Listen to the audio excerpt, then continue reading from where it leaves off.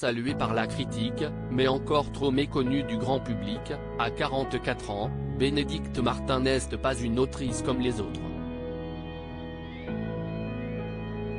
Crue, sincère et honnête, la jeune femme, ex-compagne de Jean-Paul Rouve, les aventures extraordinaires d'Adèle Blanc-Sec, Monsieur Batignolles, Les Tuches.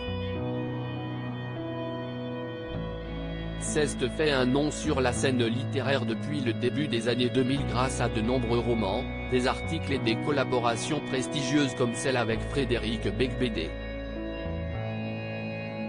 Des romans au vocabulaire et aux phrasés sans filtre, qu'elle reconnaît écrire sous l'influence de certains produits. Je marsouille au Xanax depuis 20 ans. Si est une béquille. Après avoir essayé beaucoup de trucs, le Xanax est finalement ce qui me convient le mieux. Beaucoup picolent pour écrire. Moi, ça ne me réussissait pas. Prozac et Xanax, ça fait un bon petit duo. Ça m'équilibre à mort, avoue-t-elle sur le site Gonzaï, avant d'ajouter avoir l'impression de vivre dans une sorte de halo pastel. En plus, si est une drogue légale. Et même mon médecin trouve que j'écris bien sous benzodiazépine. Écrivaine de talent et maman d'un ado, une autrice qui assume totalement son rôle de maman avec son fils Clotaire aujourd'hui âgé de 13 ans. Un jeune garçon qui lui a posé quelques difficultés, malgré son désir d'être mère. J'aurais sans doute trouvé cela plus facile d'élever une fille. Un garçon, ça me perturbe. Physiquement, il est différent de moi. Il a son caractère. Je me retrouve en terre inconnue avec lui, raconte-t-elle avec sincérité. Et de conclure sur le sujet, j'ai toujours eu envie d'avoir un enfant. Il était très désiré. Bon.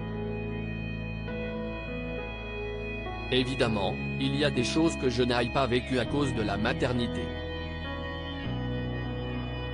Et ça me manque parfois de sortir beaucoup, mais j'ai l'impression que je n'aurai plus l'énergie pour le faire. Il faut dire que la jeune femme a beaucoup profité des soirées mondaines après la sortie et le buzz provoqué par son premier roman. Une petite notoriété soudaine qui l'avait d'abord mise mal à l'aise avant qu'elle en comprenne les rouages.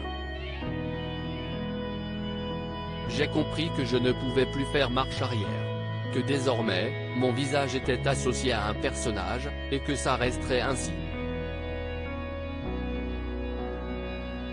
Mais j'ai aussi vite compris que cette notoriété ne s'étendait pas au-delà de Paris, qu'elle durait 2 mois tout au plus, et qu'un petit écrivain en chassait un autre tous les trimestres dans ce milieu.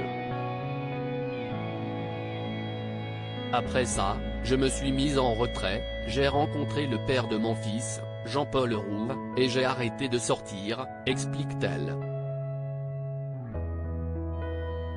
Aujourd'hui, celle qui se faisait traiter de pète après un passage commenté chez Thierry Ardisson et la couverture de son premier roman où on voyait sa jupe relevée n'est plus en couple avec Jean-Paul Rouve mais continue de faire la une des médias. Il y a quelques semaines, elle a fait partie des femmes révélant une agression sexuelle de Patrick Poivre d'Arvor.